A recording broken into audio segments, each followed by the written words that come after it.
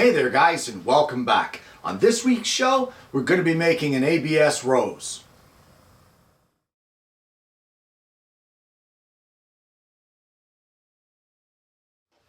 Well, it's another Alternative Tuesdays, and I honestly am not sure how today's show is going to work out. Years ago, I did a little bit of pottery, and I was a kid. Was no professional. I just dabbled in it as a child. Usually school projects, and one of the things we made was a rose, and it actually looked really good. At least in my mind, it looked really good.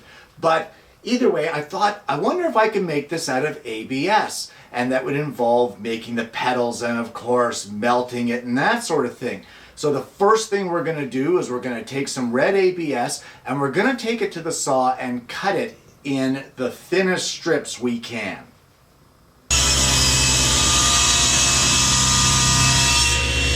Well, we now have these thin strips, and I've measured them, and they're 1/32 of an inch thick, and you can see how pliable these are.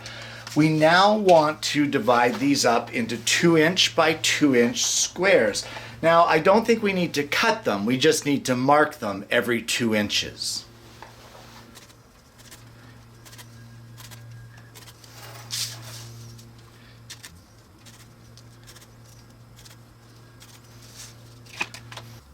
It's now time to mark our petal, and you can see how exact this is. I didn't even square it off.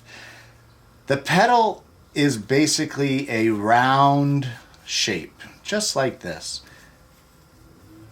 That's it. It's just kind of this round shape. It's not even anything special. So mark out some of these round petals, and once you get them marked, we can start fooling around with the assembly of it. You can almost see that I've done like an apple shape on these petals. You can do whatever shape you want, but you basically want a round petal. And once you get them all marked out, you can take them over to the scroll saw and use a number 2 blade and cut them out.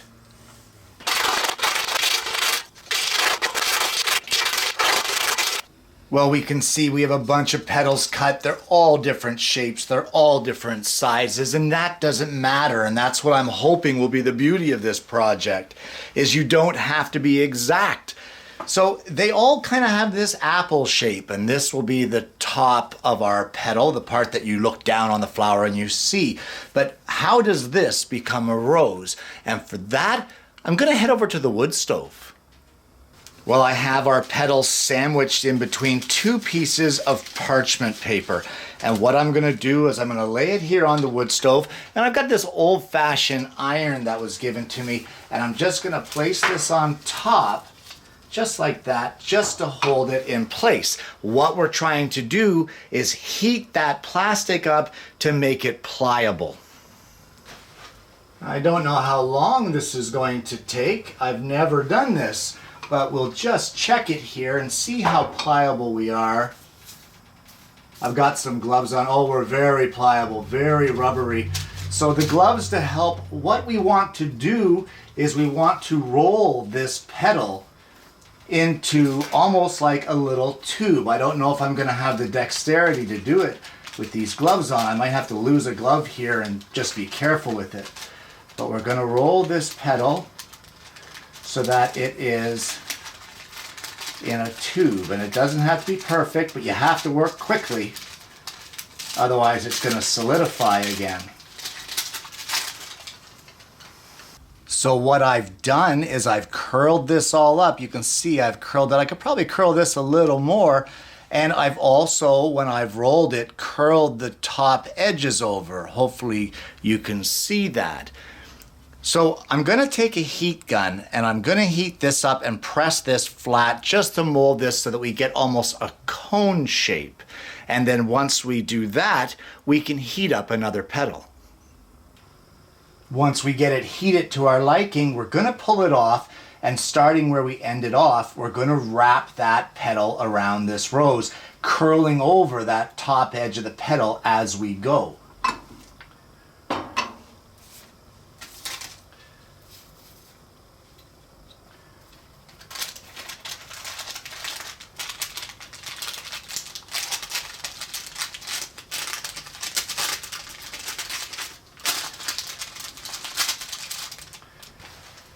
And we'll just place another petal on there. I'm sure you understand or know what I'm going to say now, and that is once you get that to the heat or the temperature that you want, same as before, wrap it around your rose and bend your petal slightly over at the top to give it that rose petal shape.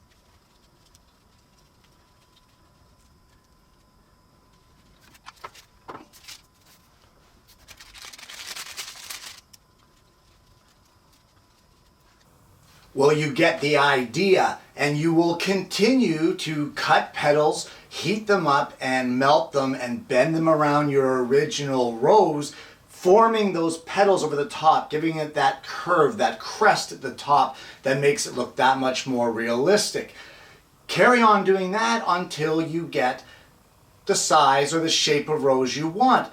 Now, what if you don't have a wood stove? Don't worry about it. You could do the exact same thing in a toaster oven on low heat. Just put the petals in there and let them warm up. You can use a heat gun to soften them. You can even use an iron, your clothes iron, if you want to set that to a medium setting, and then with parchment paper, top and bottom, just let the iron set there just to heat it up enough to make it pliable so that you can work with it. So, get all your petals done, get them on the rose, and then meet me back over at the bench. We've got the majority of our petals done, but the problem is now that the petals are not small or big enough to wrap around. So at this point, we're going to have to get some CA glue and glue all your petals together. You can see how they separate. Just make sure you have them lined up the way that they were melted in the first place. A little drop of CA glue and glue all your pieces together.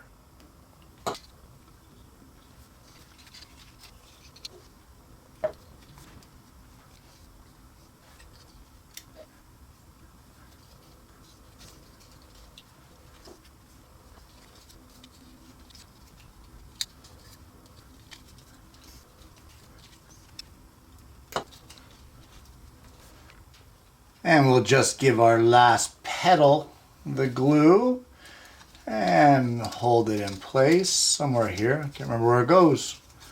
Yeah, there we go. It fell into place there eventually. And there you have the last petal. And what you should have at this point, if you were sort of playing along, is something that looks like this. Now, that's pretty cool, I think. I mean, the only thing is I think I'd rather have a little more shape in the petals at the top. And for that, all we have to do is use a heat gun and gently heat it and then bend it over as we see fit to finish shaping the top of our rose.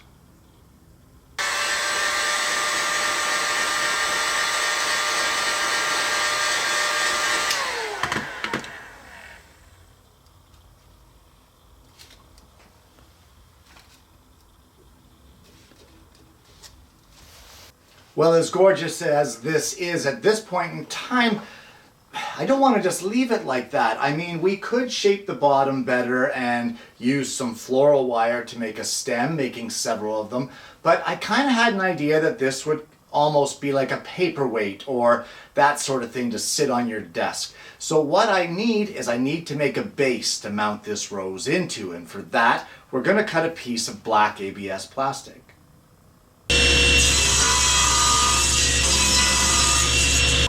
Well, I've got her blank mounted up here on the lathe, and all I'm going to do is I'm going to bring it to round, maybe put a decorative profile on it, true up this front face, and as well I'm going to place a recess in there to mount our rose.